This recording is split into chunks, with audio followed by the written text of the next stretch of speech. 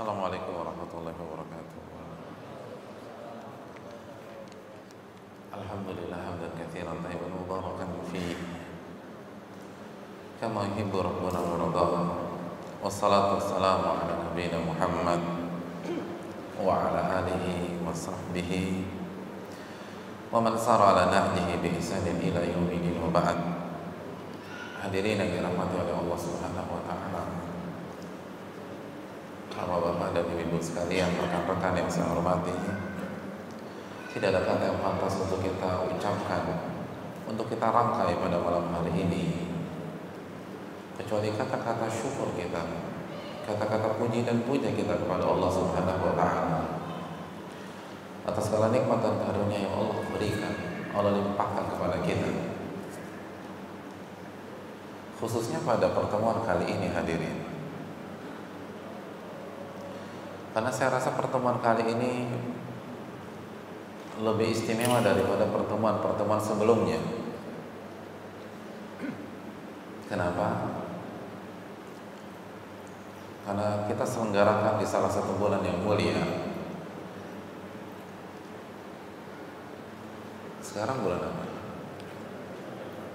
Masih akhir bulan Rajab. Dan bulan Rajab di mana amal ibadah kita dilipat gandakan oleh Allah. Yang kedua, kita selenggarakan di long weekend. Saya berpikir awalnya nggak ada orang yang datang, semua lagi sibuk di puncak, lagi sibuk di cottage, atau mungkin lagi ada yang ke Bali, ada yang ke Lombok, Kamis, Jumat, Sabtu, Minggu. Tapi ternyata tawaran dari long weekend itu tidak menyurutkan semangat kita untuk hadir di tempat ini. Dan semakin besar tantangan, itu pahala semakin besar. Nabi kita SAW bersabda, inna idhamil jaza ma idhamil bala. Sesungguhnya besarnya pahala itu tergantung tingkat kesulitan sebuah ujian atau ibadah. Jadi tantangan yang semakin besar itu menunjukkan pahala yang ditawarkan pun juga semakin besar. Dan hadirin yang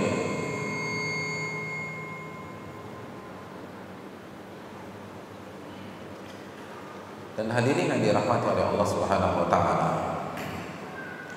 Tapi rasanya kita sepakat ya bahwa bagi orang-orang yang beriman, liburan yang paling menarik itu ke sini. Kenapa demikian?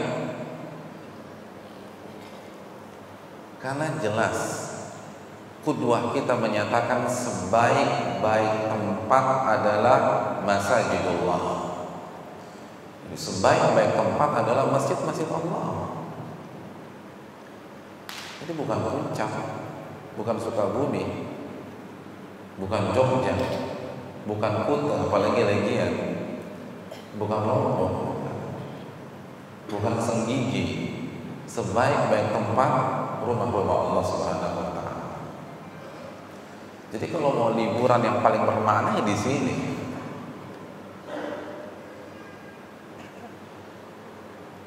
Dan Nabi kita SAW sudah memberikan tawaran yang menarik bagi kita. Beliau bersabda dalam hadis riwayat Imam Tirmidzi, "Idza marartum bi riyadil jannati farta'u." Jika kalian melewati taman dari taman-taman surga, maka rekreasi sebentar di sana. Kalau nggak bisa lama-lama, sebentar deh, kata Nabi. Farta'u, rekreasi sejenak di sana. Para sahabat bingung, hadirin. Lalu mereka bertanya kepada baginda Rasul, "Wa ma hiya riyadul jannati ya Rasulullah?" Apa yang dimaksud dengan taman-taman surga wahai Rasulullah? Mungkin kalau bahasa kita sekarang, tempatnya di mana ya Rasul? Kok ada taman surga di dunia? Ketika rasa penasaran mereka telah terpancing, maka Nabi SAW menjelaskan hilaqad dzikr. Yang dimaksud dengan taman surga adalah majelis-majelis ilmu. Hadirin yang dirahmati oleh Allah Subhanahu wa taala. Dan shadaqa Rasulullah, benar apa yang dikatakan Rasulullah. Bagi orang-orang beriman, disinilah tempat mencari kebahagiaan. Disinilah tempat mencari ketenangan. Kenapa? Karena Nabi menyatakan bahwa majelis ilmu itu adalah taman surga, dan taman itu identik dengan kenyamanan.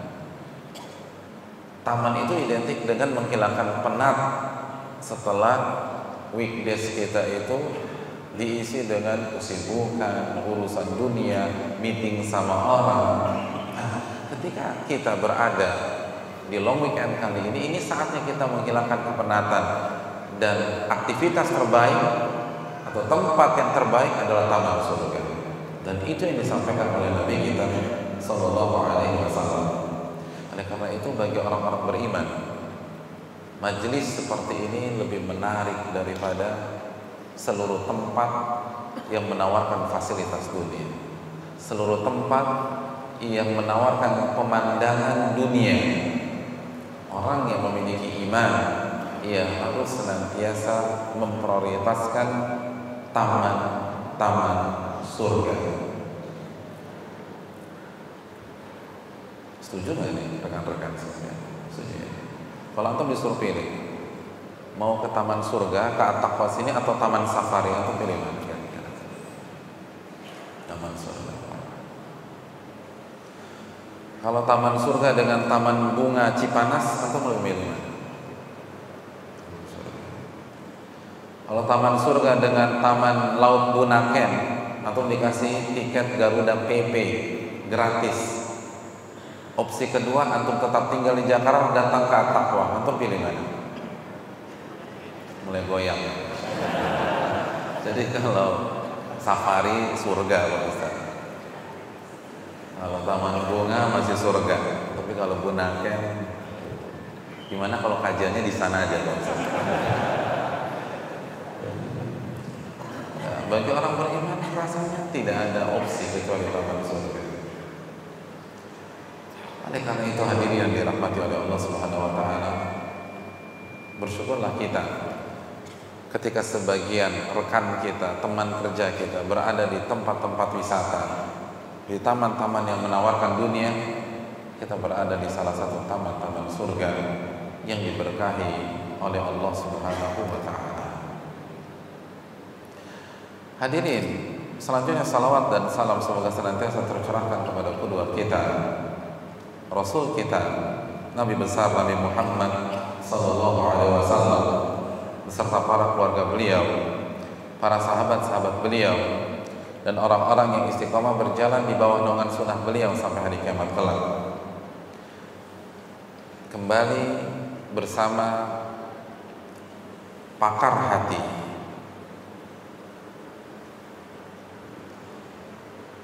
Nabi besar Nabi Muhammad Sallallahu Alaihi Wasallam, yang akan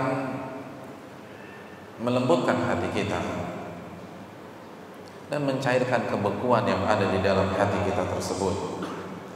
Karena tidak ada yang lebih paham tentang hati kita dibanding Nabi kita Sallallahu Alaihi Wasallam. Dan memperbaiki hati kita adalah hal yang paling urgent, hadirin. Karena disinilah letak sukses atau tidaknya kita di langkah berikutnya. Beliau menuturkan, ala inna fil jasadi mudghah idza salahat salahal jasadu kullu wa idza fasadat fasadal jasadu kullu ala wahyal qalbu. Ketahuilah, di dalam tubuh ini ada segumpal daging. Jika daging ini baik, maka baiklah seluruh anggota badan. Dan apabila daging ini rusak, maka rusaklah seluruh anggota badan. Ketahuilah, segumpal daging itu adalah qalbu. Dan sekali lagi, tidak ada yang lebih mengerti, tidak ada yang lebih paham dibanding pemahaman Rasul kita Sallallahu Alaihi Wasallam tentang bagaimana membersihkan hati. Dan kita sampai ke hadis yang ke-10, dan tema kita yang kita angkat itu bersumber dari hadis yang ke-10 ini. Hadis Abdullah bin Mas'ud. Beliau menuturkan, khattan Nabi sallallahu alaihi wasallam khatta murabba'an. Nabi sallallahu alaihi wasallam pernah membuat garis persegi 4. Wa khatta khattan fil wasati kharijan minhu. Lalu beliau menarik garis lurus di tengah-tengah bangun ruang tersebut sehingga keluar dari persegi 4 itu. Wa khatta khututan sigharan ila hadzal ladzi fil wasat min janibihi alladzi fil wasat. Lalu beliau membuat lagi beberapa garis-garis pendek yang berada di tengah-tengah bangun ruang itu, persegi 4 itu, dimulai dari pinggir-pinggirnya. Lalu Nabi SAW mengatakan, hadzal insan wa hadza ajaluhu muhitun bihi. Ini adalah manusia dan persegi 4 itu ajalnya, dan yang keluar dari itu adalah impiannya, dan garis-garis pendek itu adalah kendala, musibah, dan masalah-masalah hidupnya. Jadi coba kita gambar ya.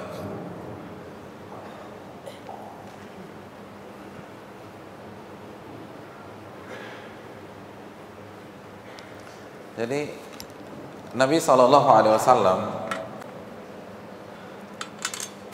itu membuat persegi 4. Benar nggak? Persegi 4 gini ya? Saya matematika saya jelek dulu. Pokoknya gini lah, pokoknya intinya gini ya. Lalu Nabi SAW membuat garis, jadi garis horizontal di tengah-tengah sampai keluar. Jadi belum sampai keluar. Lalu beliau menulis atau memberikan garis-garis pendek seperti ini.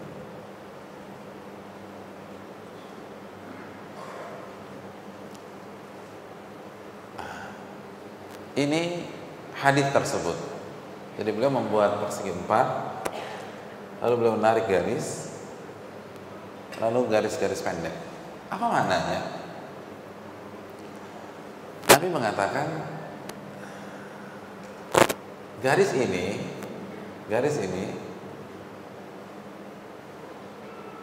manusia.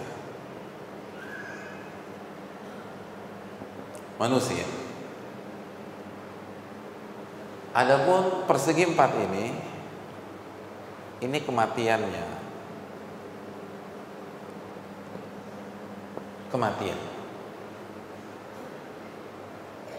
Lalu garis yang lebih ini adalah impiannya. Impian, angan, cita-cita. Lalu garis-garis pendek tersebut adalah, jadi ini adalah masalah hidup.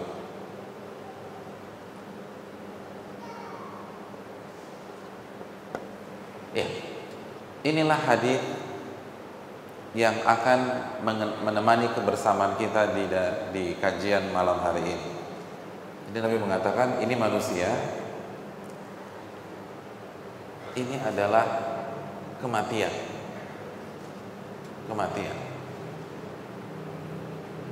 Lalu impiannya di luar. Lalu ini masalah-masalah ini. Hadirin yang dirahmati oleh Allah Subhanahu wa taala. Sebuah ilustrasi yang simpel tapi dalam. Kenapa? Karena kita semua yang ada di sini itu tidak akan keluar dari konsep tersebut. Nabi ingin menjelaskan kepada kita 3 hal. Nabi ingin menjelaskan kepada kita 3 hal dari gambaran tersebut. Ingat, ini adalah konsep hidup atau alur kehidupan kita. ketika Nabi membuat persegi panjang, ini persegi panjang ya, murabba'an, ya, persegi panjang. Ini persegi panjang. Nabi bukan guru matematika, jadi kita nggak perlu ditanya luasnya berapa, panjangnya berapa, atau lebarnya berapa. Bukan itu maksud beliau. Beliau ingin menjelaskan konsep hidup. Nabi katakan bahwa manusia itu tidak akan pernah bisa keluar dari kematiannya. Jadi dia selalu dikelilingi oleh kematian. Gak ada yang bisa dari kita keluar dari kematian. Maka ilustrasinya kematian itu seperti persegi panjang dan kita ada di sini. Ini manusia. Dia nggak bisa. Dan coba mbak, tidak ada celah. Tapi tidak mengatakan begini. Kita bisa lari dari sini. Tidak, nggak ada. Atau ada celah di sini, kita bisa kabur dari sini. Tidak. Ini adalah garis kematian kita. Kullu nafsin dha'iqatul maut. Setiap manusia pasti akan mengalami kematian, cepat atau lambat. Seakan-akan ia adalah sebuah kotak dan kita ada di dalamnya, dan tidak ada pintu keluar. Hadirin, itu poin yang pertama. Poin yang kedua, setiap manusia, Nabi ingin jelaskan kepada kita, memiliki impian, memiliki angan, memiliki cita-cita, dan dipastikan impian kita itu lebih panjang daripada umur kita. Jadi umur kita mentok sampai di sini, tapi impian kita terus nabrak sampai sini. Setiap kita demikian. Impian kita itu dipastikan lebih panjang daripada usia kita. Maka tidak setiap impian dan cita-cita itu terwujud di dunia. Dan Nabi berikan ilustrasi dengan sebuah garis horizontal yang melewati bangun ruang tersebut atau persegi empat itu. Itu poin yang kedua. Poin yang ketiga, Nabi ingin menjelaskan bahwa isi dari dunia adalah masalah, dan masalah. Sampai kita berhadapan dengan masalah terbesar kita, yaitu kematian. Itu dunia. Jadi dunia itu masalah. Makanya Nabi katakan, tidaklah seseorang melewati masalah yang pertama kecuali dia akan ketemu masalah kedua. Dan tidaklah dia berhasil melewati masalah kedua kecuali dia akan ketemu masalah ketiga. Dan itu adalah siklus hidupnya sampai dia berhadapan dengan masalah terbesar yang tidak memiliki jalan keluar, yaitu kematiannya. Hadits ini diriwayatkan oleh Al-Imam Al-Bukhari dalam kitab Sahihnya.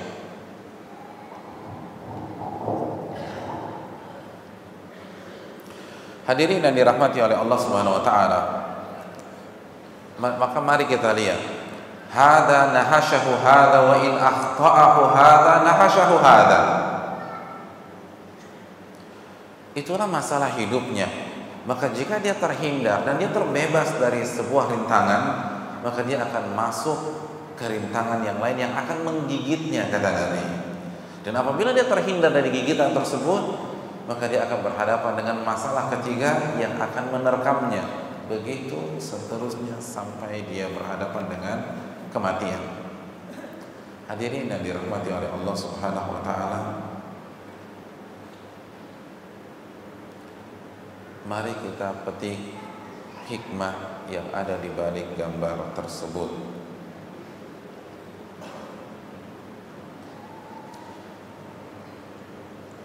Hikmah yang pertama, Nabi menjelaskan bahwa setiap kita adalah sang pemimpi. Setiap kita yang hadir di sini atau yang tidak hadir di sini, setiap kita memiliki impian, memiliki cita-cita, memiliki angan. Kita adalah pemimpi kelas wahid. Di dalam benak kita ada segudang impian, ada segudang keinginan, ada segudang harapan.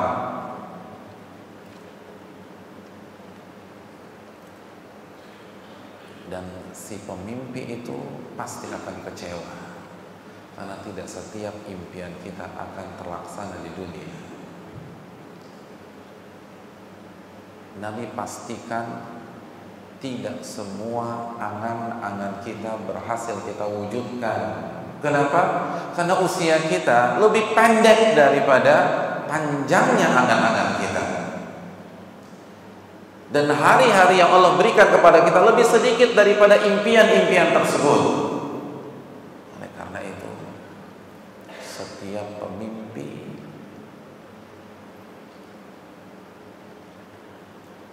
dia harus menelan kekecewaan. Tidak semua impiannya akan terwujud. Camkan baik-baik. Saya ingin ketika kita pulang dari masjid ini salah satu oleh-oleh yang ada di benak kita. Coba evaluasi lagi, apa impian kita? Impian antum apa sih? Impian antum apa? Yang ada di sini? Ya. Oh, nggak kedengeran. Ini udah mau selesai kajian. Masya Allah, kok antum diam aja sih?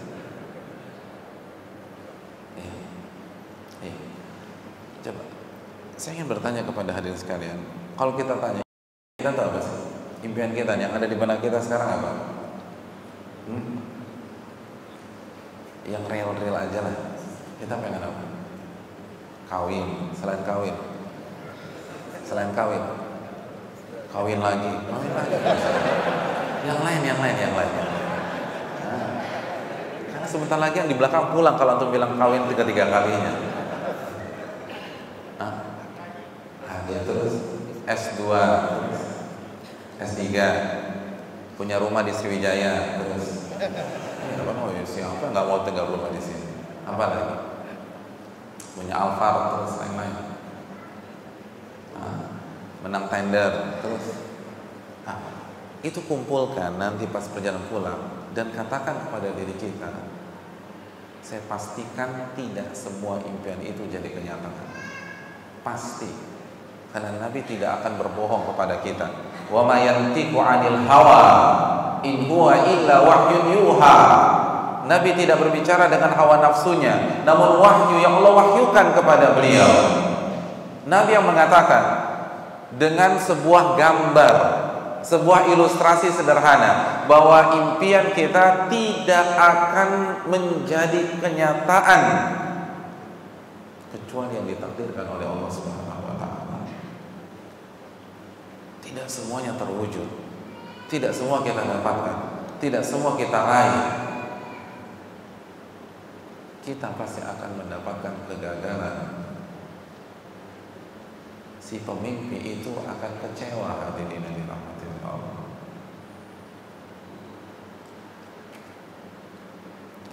Dan ini dialami oleh setiap manusia, baik orang kecil maupun orang besar. Betapa banyak orang-orang besar yang ingin menjadi presiden, gagal menjadi presiden sampai dia meninggal dunia. Gak berhasil, padahal uang dia punya, kendaraan politik ada, hitung-hitungannya dapat, tapi kalah di pemilu. Betapa banyak seorang presiden ingin menjadi presiden lagi di kesempatan kedua, tapi dia gagal, dia tidak berhasil mendapatkan keinginannya sampai dia meninggal dunia. Betapa banyak seorang pemilik perusahaan ingin mengembangkan perusahaan terus, tapi dia gagal, dia keburu meninggal dunia. Hadirin yang dirahmati Allah. Betapa banyak pasangan suami istri yang mengimpi-impikan anak, tapi dia tidak mendapatkan anak sampai mereka meninggal dunia. Betapa banyak orang ingin melanjutkan pendidikannya setinggi-tingginya, mendapatkan beasiswa di luar negeri, tapi dia tidak dapatkan.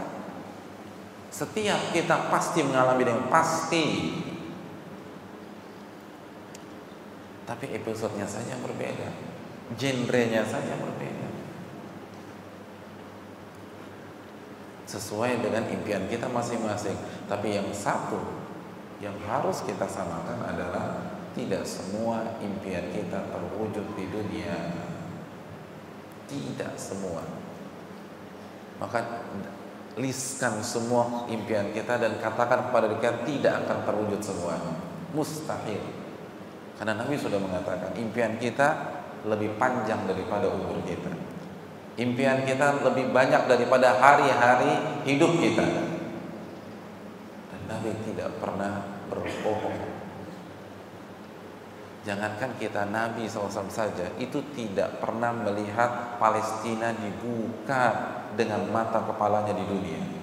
Karena yang membuka Palestina siapa? Umar bin Khattab radhiyallahu taala, bukan Nabi. Nabi belum melihat Palestina ditundukkan ketika beliau hidup. Kalau Nabi seperti itu, bagaimana dengan kita? Impian kita terlalu banyak lagi.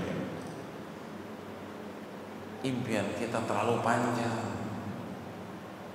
impian kita terlalu besar. Oleh karena itu, ini kata kuncinya, buat skala prioritas. Apa impian yang harus terwujud dengan sisa waktu dan usia kita yang sangat terbatas ini? Karena ketika kita sepakat bahwa si pemimpi itu akan kecewa, ketika kita sepakat bahwa si pemimpi itu tidak akan melihat semua impiannya menjadi kenyataan,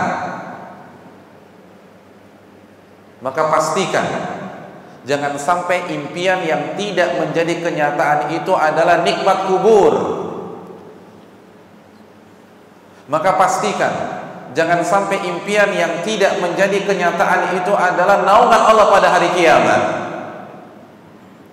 Maka pastikan jangan sampai impian yang tidak menjadi kenyataan itu adalah kemudahan hisab. Dan pastikan jangan sampai impian yang tidak jadi kenyataan itu adalah surga, Firdaus, Aden, dan seluruh fasilitas-fasilitasnya. Hadirin yang dirahmati oleh Allah Subhanahu wa taala, hidup ini singkat. Dan setiap pemimpi tidak akan melihat impiannya menjadi kenyataan, atau tidak akan melihat semua impiannya menjadi kenyataan. Maka pastikan kita menentukan skala prioritas. Kita harus memilih, nggak bisa semuanya, nggak bisa. Memang idealnya itu hidup kaya raya, istri cantik, anak 15, lalu umur sampai 115, awet muda, nggak pikun, mati masuk surga. Ideal memang. Saya juga mau. Tapi nggak bisa semuanya demikian. Kita harus realistis. Tidak semua impian kita jadi kenyataan. Nabi yang bersabda, kita masih mau membantah, kita masih mau ngeles, nggak bisa hadirin. Dan sejarah membuktikan tidak bisa. Sejarah membuktikan tidak bisa.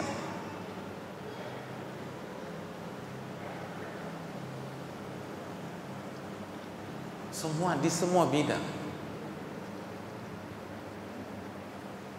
Betapa banyak politikus tidak mendapatkan jabatan politik tertinggi. Betapa banyak sepak bola terkenal di dunia tidak pernah merasakan manisnya Piala Dunia. Betapa banyak pebisnis dunia yang bangkrut. Ini bukti tidak semua jadi kenyataan.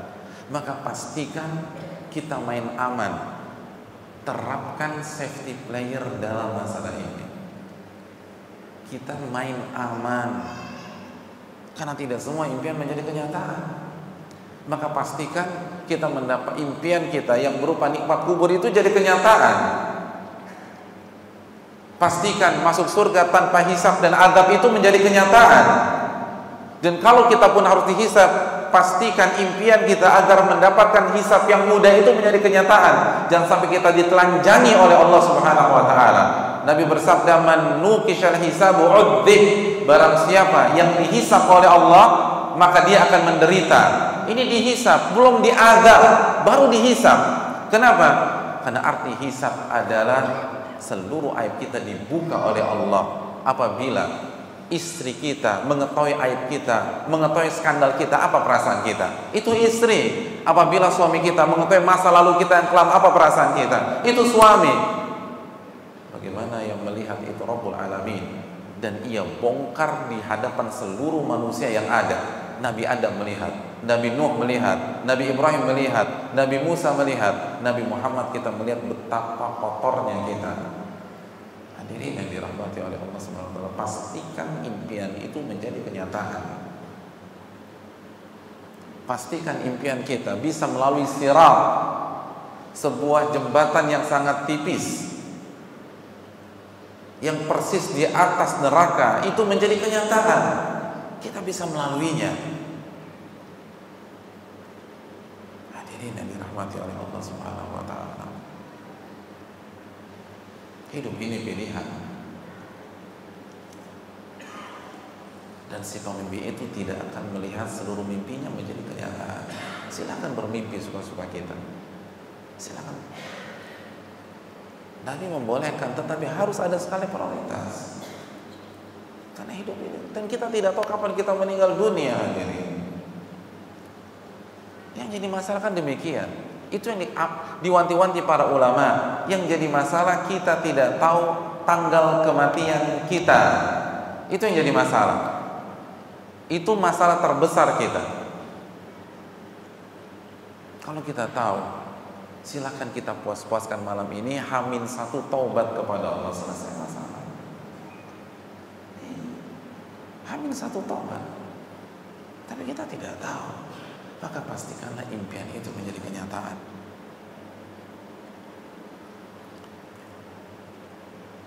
Dan hendaklah kita sekunderkan impian-impian dunia kita, karena ini yang menghancurkan akhirat kita. Harus dilawan. Memang berat, dan Nabi sudah memastikan itu berat. Nabi mengatakan, la yazalu qalbul kabiri syabban fitnatain. Gairah manusia senantiasa muda dalam dua hal, fi hubbid dunya wa tulil amal, dalam masalah cinta kepada dunia dan impian yang sangat panjang. Itu nggak ada mengenal hari tua, pasti pengen ini, pengen itu, dan seterusnya. Nggak ada habis-habisnya, tidak ada selesai-selesainya. Antum punya sepeda ontel, antum pasti pengen Supra atau motor bebek. Antum dapat motor bebek, antum ingin Vespa.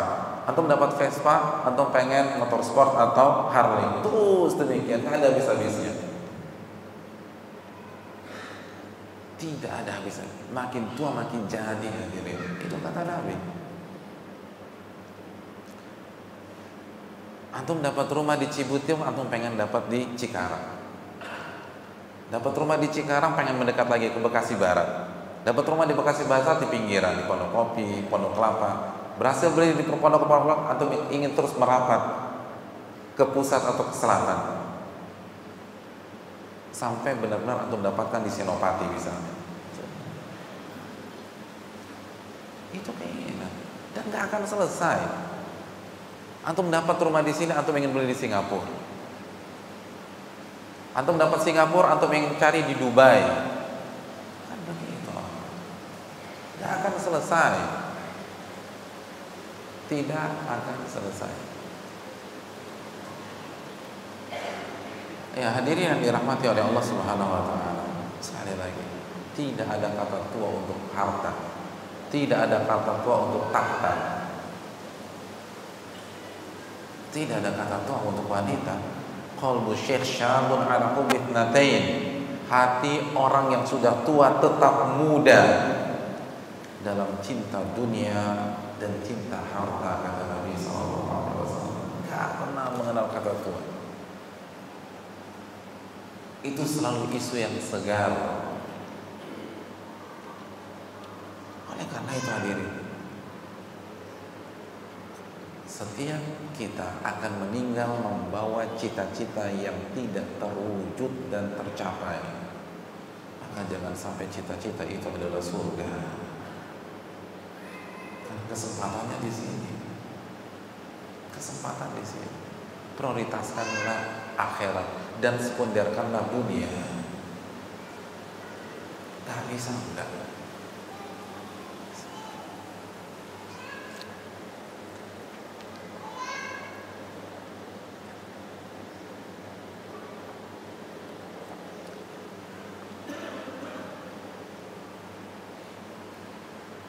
Hadirin yang dirahmati oleh Allah Subhanahu wa taala. Dan itulah alasannya mengapa Nabi Allah Subhanahu wa taala menjelaskan melalui lisan nabinya sallallahu alaihi wasallam bahwa dunia itu masalah. Lalu masalah dan masalah. Dunia adalah musibah. Lalu musibah dan terus musibah. Beliau mengilustrasikan dengan garis-garis pendek yang sangat banyak. Agar apa? Apa sih salah satu hikmah Allah berikan musibah ke dalam kehidupan kita? Dan musibah itu bukan 1-2 kali. Agar kita tidak terlalu mencita-citakan dunia.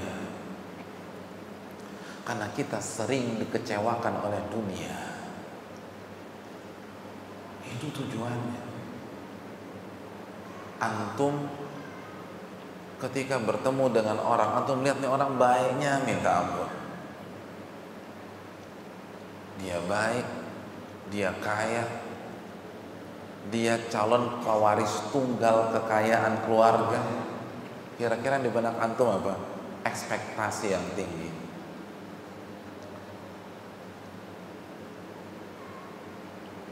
Lalu apa yang terjadi? Dia mulai menawarkan pekerjaan untuk antum. Udah, lo kirim CV lo, nanti gue yang ngurus. Begitu kita semangat buat CV lalu mau kasih berkas kita, dia susah dihubungi.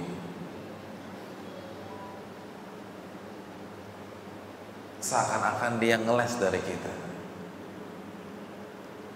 Akhirnya kita kecewa. Terus beberapa bulan yang lagi dia ketemu nggak sengaja, terus dia bilang di perusahaan gua ada tender tuh, lo masuk deh, nanti gua tolong. Ternyata nggak ditolong sama dia.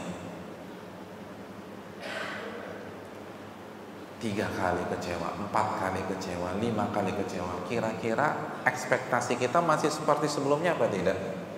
Enggak. Kenapa? Karena sering dikecewakan. Yang awalnya punya harapan tinggi jadi nggak ada harapan. Lu kan punya kenalan tuh si fulan, coba deh minta tolong. Udah deh, nggak usah diharapkan deh, cari yang lain aja. Gue udah 38 kali kecewa sama dia. Wah, 38 kali banyak banget. Kan begitu. Iya nggak sih? Iya. Nah, itulah tujuan Allah berikan musibah di dunia. Biar ekspektasi kita ke dunia tuh nggak banyak. Biar kita nggak terlalu berharap. Karena Allah tahu dunia itu fana. Dunia itu rendah. Dunia itu sementara. Tapi dunia punya daya magnet yang begitu luar biasa. Untuk menetralisir daya magnet tersebut, Allah kasih musibah. Allah kasih musibah lagi. Allah kasih musibah. Allah kasih musibah. Biar kita sadar. Iya, percuma ngarepin dunia ini. Kecewa lagi.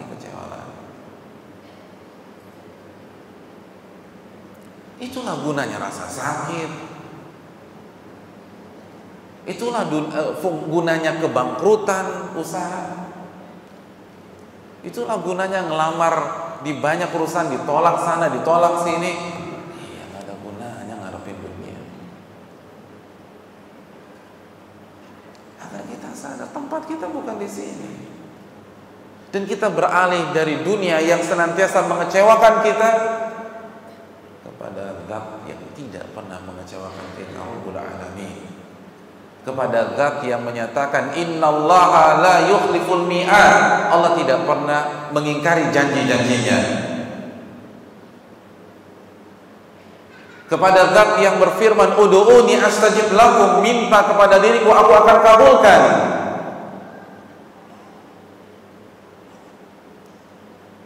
kepada zat yang menyatakan ana inda dhanni 'abdi bi, aku ini tergantung keyakinan hambaku kepada diriku, in khairan fa khairun wa in syarran fa syarr, kalau baik maka baik, kalau buruk maka buruk.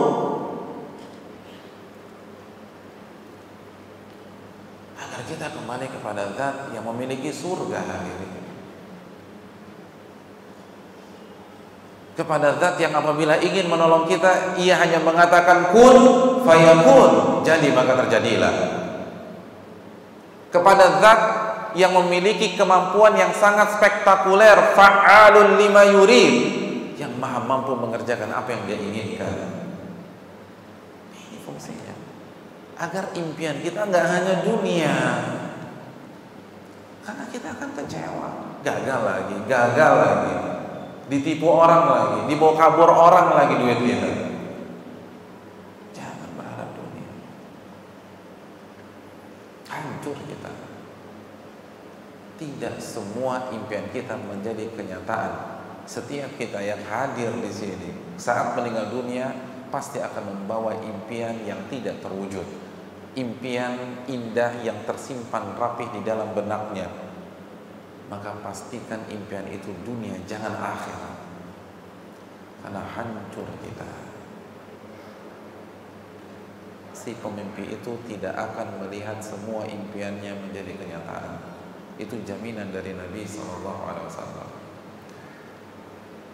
Dan inilah fungsinya mengapa banyak sekali masalah dalam kehidupan kita. Karena Allah sayang sama kita. Kalau nggak ada masalah, hancur kita, hancur. Karena sekali lagi dunia punya daya magnet yang begitu luar biasa. Dan Allah sudah firmankan, Ali Imran 185, Allah menyatakan, wa mal hayatud dunya illa mataul gurur. Tidaklah kehidupan dunia kecuali perhiasan yang menipu, daya magnet yang begitu dahsyat. Hancur kalau kita tidak diimbangi dengan masalah. Hancur. Maka berpindahlah, pindahkan impian kita dari sebuah alam yang penuh dengan masalah ke alam yang tidak ada masalah sama sekali, ke surga, ke kampung akhirat, di mana seluruh impian kita akan terwujud di sana, ke surga. Seluruh impian kita yang tidak bisa terwujud di dunia, Allah akan wujudkan di surga nanti. Nabi mengatakan bahwa barang siapa meminum khamr di dunia, dia tidak akan meminum khamr di akhirat. Di akhirat ada khamr, ada minuman keras yang begitu lezat dan hanya bisa diminum oleh orang-orang yang menahan hasratnya untuk mencoba wine di dunia. Semua orang punya rasa penasaran, apalagi anak muda. Gue pengen nyicipin nih. Ketika kita bisa tahan impian itu, Allah kasih di akhirat. Ketika kita bisa tahan hasrat kita untuk meniduri wanita yang bukan mahram kita, Allah akan berikan kita di akhirat. Istri kita wajahnya akan diganti oleh Allah Subhanahu wa ta'ala dengan wajah yang sangat cantik jelita. Kok antum senyum-senyum gitu sih? Emang istri antum gak cantik sekarang? Alhamdulillah Pak Ustaz, alhamdulillah. Kayaknya dalam banget alhamdulillah. Ini Insya Allah cantik-cantik istrinya.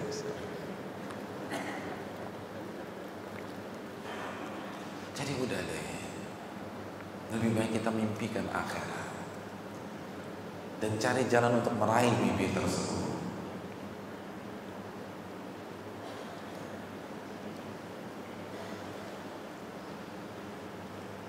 Ketika impian kita untuk memiliki rumah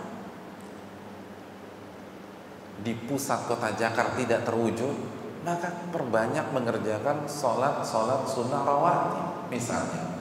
Karena Nabi mengatakan, man yuhafidh ala thintai asyrata rak'ah, hadis Ummu Habibah, barang siapa yang menjaga 12 rakaat salat rawatib, bunya lahu bihinna baitun fil jannah, maka Allah akan bangunkan istana di surga.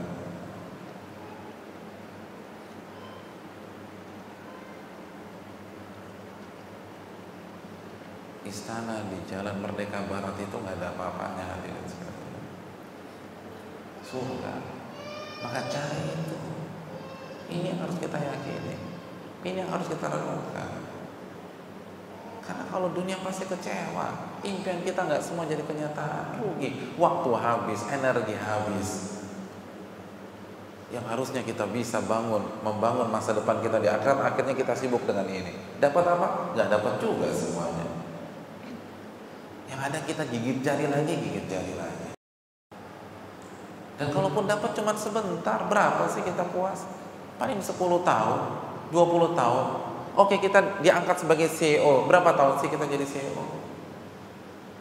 Oke, perusahaan kita berkembang, tidaklah ada provinsi di Indonesia kecuali kita punya cabang di sana. Berapa tahun sih Anda melihat perkembangan perusahaan Anda? Paling 20 tahun, terus apa? Mati, selesai. Adapun fitnah kubur hak, kedatangan 2 malaikat itu hak, sebuah kepastian. Sakratul maut itu kepastian, hadirin. Semua pasti mengalami. Buktinya kita nggak pernah ketemu dengan buyut kita. Saya ketemu Pak Ustaz. Oke, kalau ketemu buyut, kakek buyut kita, buyut kita, itu menunjukkan semua mati. Wa kafa bil mauti mau'izah, cukuplah kematian orang-orang terdekat kita menjadi pelajaran bagi kita. Impian itu harus ke sana. Kalau kita ingin menjadi pemimpi, mimpikan akhirat dan mulai bangun masa depan kita di sana. Tidak semua impian terwujud. Ini sebuah harga mati. Oleh karena itu, hadirin yang dirahmati oleh Allah, wal akhiratu khairul laka minal ula. Akhirat itu lebih berharga daripada dunia.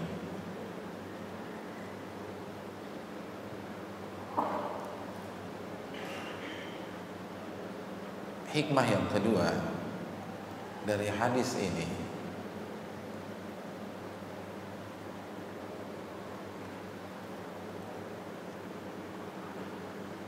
bahwa kehidupan dunia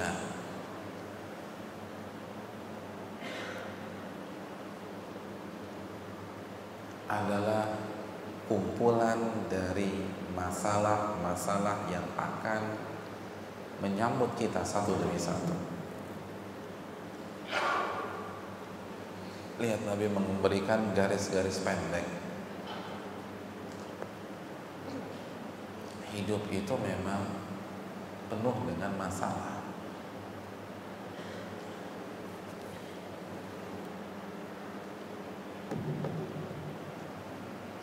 Itu sebuah harga mati. Makanya salah satu kekeliruan yang ada di benak orang-orang yang baru hijrah, orang-orang yang baru bertobat kepada Allah, orang-orang yang baru membuka lembaran putih dari catatan-catatan kelam masa lalunya. Kesalahan berpikir mereka berpikir kalau sudah taubat maka mereka akan hidup tanpa masalah. Begitu. Makanya biasanya kan kita nyari pengajian ketika banyak masalah, benar nggak? Ketika mau divorce sama istri baru cari pengajian. Gitu. Kalau lagi bulan madu, ada yang bulan madunya ke masjid, ke Bali udah berjemur, ada yang ke pengajian. Tapi kalau sudah dapat masalah baru, gue juga mau ikut pengajian nih, hidup gue hampa, kan begitu hadirin sekalian.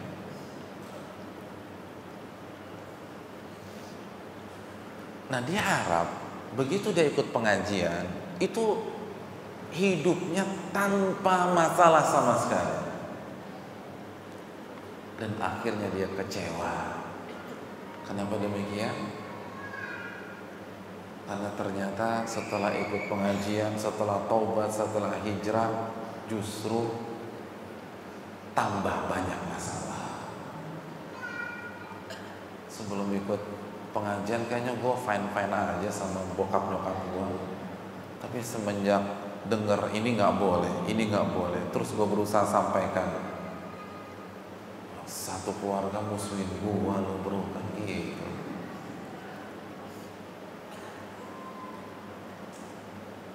Suami gue marah sama gue nih.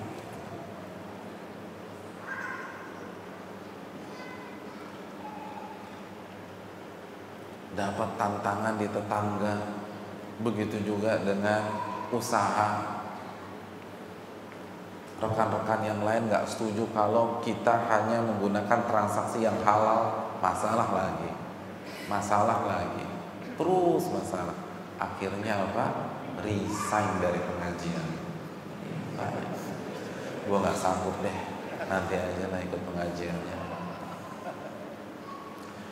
Hadirin yang dirahmati oleh Allah, ini keliru. Saya ingin tanya simpel aja. Kita gak usah banyak bicara dalil deh. Kita langsung cermati kehidupan manusia terbaik. Nabi SAW dalam hidupnya punya masalah apa tidak? Punya masalah. Saya ingin bertanya kepada hadirin sekalian, masalah yang beliau hadapi dalam hidup beliau lebih banyak mana? Sebelum jadi Nabi atau setelah menjadi Nabi? Nabi punya masalah hidup. Masalah hidup itu puncak-puncaknya, banyak-banyaknya itu sebelum menjadi Nabi atau setelah menjadi Nabi? Setelah. Dan bisa dikatakan kehidupan beliau sebelum menjadi Nabi itu tidak ada hambatan tidak ada hambatan yang besar. Beliau diterima oleh satu kota Mekah menerima beliau, mengagumi beliau, mengeluh-elukan beliau, memberikan beliau sebuah gelar yang sangat prestisius, Al-Amin. Saya ingin tanya, gelar Al-Amin itu gelar yang dikeluarkan fakultas mana? Ini bukan gelar akademis, ini gelar lapangan. Gelar lapangan, hanya orang-orang yang berinteraksi dengan manusia yang mendapatkan gelar ini. Dan satu kota Madinah sepakat, kita berikan Muhammad gelar Al-Amin. Bahkan ketika Ka'bah direnovasi, seluruh kabilah sepakat bahwa yang meletakkan Hajar Aswad di tempatnya adalah Muhammad bin Abdullah sallallahu alaihi wasallam. Tapi semua berubah setelah Iqra bismi rabbikal ladzi khalaq. Semua berubah setelah turunnya ya ayyuhal muddatsir qum fa'andzir. Wahai orang yang sedang tidur sambil berselimut, bangkit dan berilah peringatan kepada kaummu. Maka mulailah beliau dicaci, dihina, dicela, difitnah, dilempari dengan batu, diboikot selama 3 tahun. Dan arti klimaksnya adalah sebuah skenario pembunuhan terhadap beliau, dan Allah selamatkan sebelum hal itu terjadi di detik-detik terakhirnya. Ini fakta yang sangat mudah untuk dipahami oleh setiap orang. Jangan berpikir pengajian itu menghilangkan masalah di dalam hidup kita. Gak mungkin. Nabi yang sudah pastikan. Dan Allah yang telah berfirman dalam surat Al-Mulk ayat 2, Alladzi khalaqal mauta wal hayata liyabluwakum ayyukum ahsanu amala. Dialah yang menciptakan kematian dan kehidupan. Untuk apa? Untuk menguji kalian. Menguji, kata Allah. Jadi ujian itu bukan untuk menservis kita, untuk menguji. Karena tempat kita bukan di sini. Sudah kita bahas pada pertemuan-pertemuan yang lalu, tempat kita di akhirat. Kun fid dunya ka'annaka gharib aw 'abirus sabil. Jadilah Anda di dunia seperti orang asing, sebagai seorang petualang, sebagai seorang pengembara, sebagai seorang musafir yang akan kembali ke kampung halaman Anda di akhirat. Itu kan yang kita mau pelajari. Ini bukan tempat kita. Maka tujuannya adalah ujian. Musibah dan musibah. Inilah alasannya mengapa Nabi mengatakan asyaddun nasi bala'an al-anbiya. Ujian terberat yang Allah berikan adalah kepada para nabi, tsumma shalihin, lalu orang-orang saleh, tsumma al-amthal fal-amthal, lalu yang berikutnya dan yang berikutnya. Hadirin yang dirahmati oleh Allah Subhanahu wa taala. Jadi jangan berpikir orang yang punya ilmu itu wah pasti nggak punya masalah. Oh saya seneng melihat Kiai Fulan, kayaknya auranya tuh kelihatan, wajahnya berseri, kayaknya tuh orang nggak punya masalah hidup ya. Salah, banyak masalah tuh. Ustaz jangan suudzon, enggak suudzon, ini hadis Nabi kok. Kita ini banyak masalah. Benar nggak sih? Ada di antara antum yang nggak punya masalah? Ada? Siapa yang nggak punya masalah? Nggak ada. Dan udah kelihatan dari muka-mukanya ini banyak masalah saja. Kelihatan. Bener. Yang bicara juga banyak masalah. Loh, jangan tertipu loh antum. Ini masalah banyak banget di sini. Apa jadi curhat? Ada banyak masalah. Hidup begitu aja. Tapi kan yang ditawarkan oleh Islam adalah surat At-Talaq ayat 2. Wa man yattaqillah yaj'al lahu makhraja. Dan barang siapa yang bertakwa, Allah akan berikan jalan keluar dari setiap masalahnya. Allah tidak pernah mengatakan barang siapa yang bertakwa Allah akan hilangkan masalah hidupnya, enggak ada. Tidak ada ayat seperti itu. Tapi ayatnya At-Talaq ayat 2, dan barang siapa yang bertakwa Allah akan berikan jalan keluar. Allah akan berikan jalan keluar. Itu yang kita pentingkan. Yang penting kan kita punya kuncinya. Iya enggak? Antum pulang larut malam ke rumah. Yang penting kan antum pegang kunci rumah. Mau pakai gembok yang tipe apapun asal pegang kunci kebuka. Iya nggak sih? Iya. Yang repot kan kalau gemboknya diganti sama istri kita. Kalau udah sebel, ini hari ke-21 lagi saya pulang telat, Ustaz, saya ganti aja gemboknya. Itu yang repot. Tapi selama gemboknya itu kita punya kuncinya, mau jam berapa kita datang selesai.